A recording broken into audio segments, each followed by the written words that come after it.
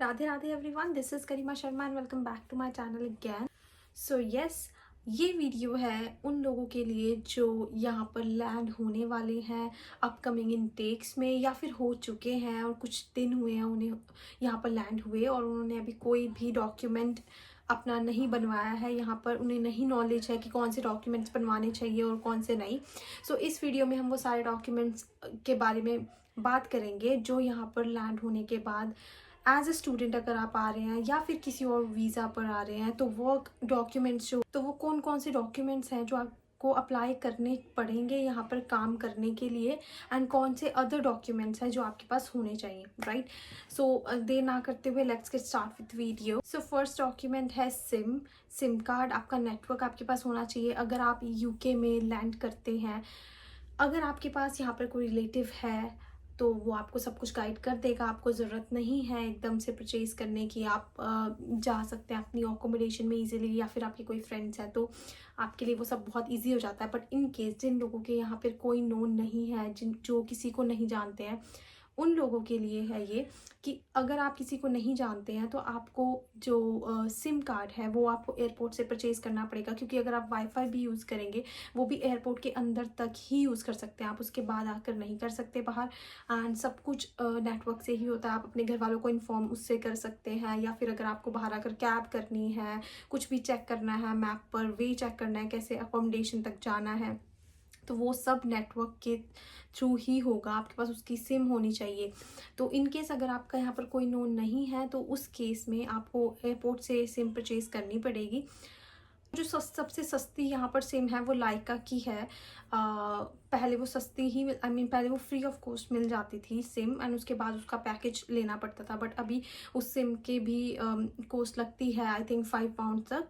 And अगर आप कोई और सिम लेते हैं, जैसे कि यहाँ पर ई की सिम है, लिबारा की सिम है, 3 की सिम है, बहुत सारी सिम्स हैं अलग अलग तरह की जिसमें अलग अलग पैकेजेस होते हैं।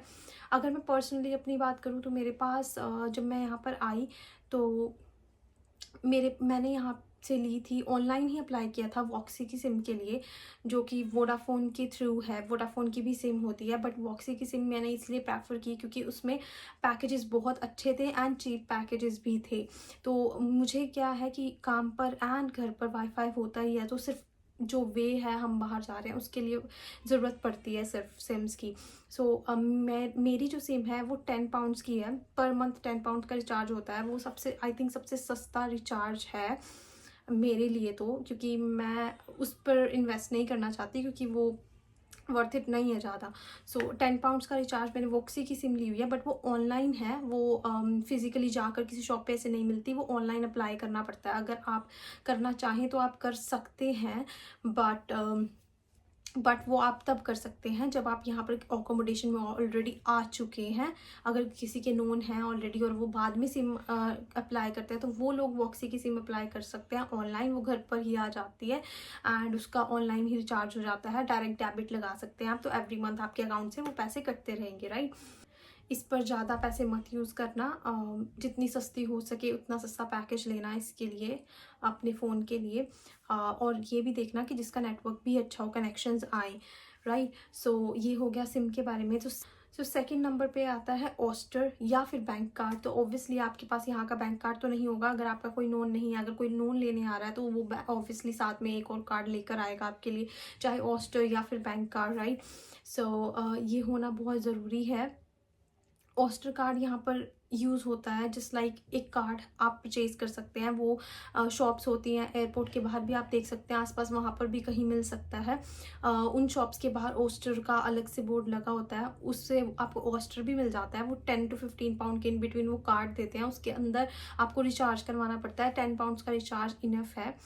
तो वो इम्पॉर्टेंट होता है क्योंकि यहाँ पर टैप करके ही आप अगर ट्रेन से जा रहे हैं तो आपके उसके थ्रू ही पैसे कटते हैं। जस्ट लाइक अगर आप दिल्ली से हैं या फिर किसी मेट्रो सिटी से हैं तो आपको पता होगा कि जहाँ पर मेट्रो ट्रेन्स चलती हैं वहाँ पर भी सेम यही सीन है कि वहाँ पर भी टैप करके एंड देन आप विज़िट कर सकते हैं मेट्रो में। टैप करना पड़ता है कार्ड से। वैसे ही यहाँ पर है, ओस्टर भी चल सकता है, बैंक कार्ड भी, बट ओस्टर इसलिए क्योंकि आपके पास एकदम से बैंक कार्ड नहीं होगा। सो दैट्स वाई आप ओस्टर यूज़ कर सकते हैं उसके लिए, राइट। सो अब एक और चीज़ यहाँ पर आती है, यहाँ पर स्टूडेंट हॉस्टल भी होता है और नॉर्मल हॉस्टल भी होता है। तो अभी अभी जो मैं बात कर रही हूँ उस हॉस्टल की, वो नॉर्मल हॉस्टल की बात कर रही हूँ। स्टूडेंट हॉस्टल डिफरेंट होता है, वो आप बाद में अप्लाई कर सकते हैं जब आपको अपनी यूनिवर्सिटी का पता चल जाए, आपको घर का पता चल जाए, किस अकोमोडेशन में रहना है, कितना दूर है और आपको स्टूडेंट हॉस्टल का फ़ायदा होगा या नहीं होगा। वो तब होता है कि उस पर स्टूडेंट डिस्काउंट मिल जाता है अगर आपका बहुत ज़्यादा ट्रैवल है, और उसमें पैकेजेस मिलते हैं 1 मंथ का, 6 मंथ्स का, आई थिंक, और 1 ईयर का भी। तो वो आप किसी भी ट्रेन स्टेशन से पूछ सकते हैं कि इस एरिया के कितना मैं रिचार्ज कर सकता हूँ, कितने पड़ेंगे आपको पैसे। बट मैंने जब अपने लिए ट्राई किया था तो मैंने हॉस्टल बनवा लिया था, स्टूडेंट हॉस्टल 20 पाउंड्स का बनता है। तो ये वाली गलती मत करना जब तक आप उसके सारे पैकेजेस नहीं पूछ लेते, क्योंकि ऑब्वियसली ओवरऑल मुझे नॉर्मल अगर मैं अप डाउन कर रही थी तो वो मुझे सस्ता पड़ रहा था और पैकेज मुझे ज़्यादा पड़ रहा था, क्योंकि मेरा ट्रैवल ज़्यादा नहीं होता, राइट। सो वो आप एक बार रिसर्च कर कर ही बनवाना। जो थर्ड थिंग आती है वो है NI नंबर, उसको बोलते हैं नेशनल इंश्योरेंस नंबर। वो सेम इंडिया में जैसे पैन नंबर होता है वैसे ही यहाँ पर होता है। वो आपका वर्क सारा रिकॉर्ड करता है, कितने आवर्स आप कर रहे हैं, कितना आपको पे कर रहे हैं। NI नंबर का चार्ज अलग से कटता भी है आपकी सैलरी में से, जितनी भी पे स्लिप्स होती हैं। सो वो यहाँ पर सारा रिकॉर्ड करता है आपका जो भी वर्क से रिलेटेड टैक्सेस एंड एवरीथिंग जो भी होता है, राइट। तो इसीलिए बोला जाता है कि वो सब कुछ रिकॉर्ड HMRC के थ्रू होता है, सब कैलकुलेट होता है और उसी के हिसाब से आपका टैक्स कटता है। उनके पास सारी इन्फॉर्मेशन होती है, आप कितना कमा रहे हैं, कितना टैक्स पे कर रहे हैं, कितना NI पे कर रहे हैं। रेवेन्यू एंड कस्टम डिपार्टमेंट होता है, तो उसके थ्रू ही ये सब किया जाता है डिसाइड, राइट। क्योंकि हर कंट्री में डिफरेंट कार्ड होता है जिस पर आप काम करते हैं, राइट। तो ये सेम यहाँ पर उसको नेशनल इंश्योरेंस नंबर बोला जाता है, राइट। सो अनदर थिंग आती है वो है आपका NHS, जिसके लिए आप इंडिया से यहाँ पर बहुत सारे पैसे हेल्थ के भर के आए हैं, NHS फीस भर कर आए हैं।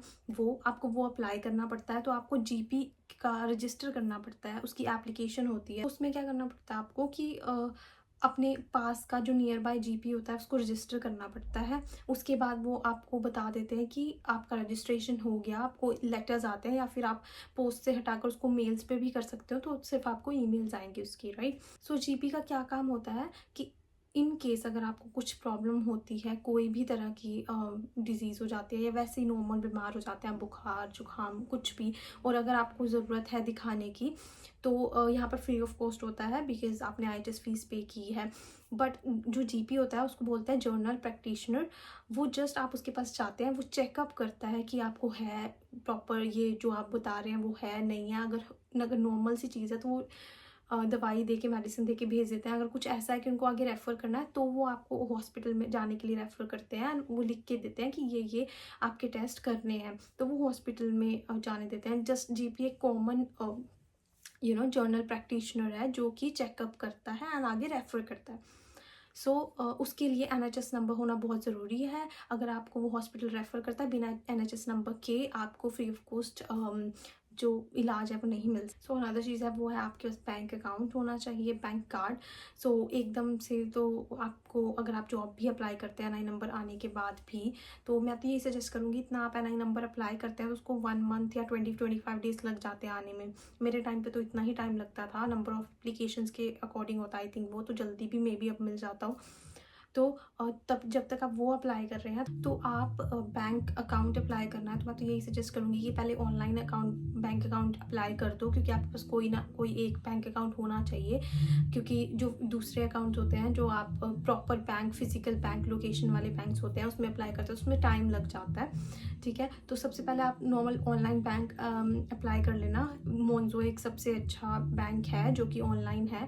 उसके बाद आपके पास एक बैंक अकाउंट होगा एटलीस्ट, उसके बाद आप किसी भी अच्छे बैंक में अपना अकाउंट खुलवा सकते हैं। जैसे कि लॉयड्स है यहाँ पर, बार्कले है। बार्कले एक बहुत सुपीरियर बैंक माना जाता है यहाँ पे कि बहुत अच्छा बैंक, बाकी भी छोटे बैंक नहीं है, it means just Barclay superior है।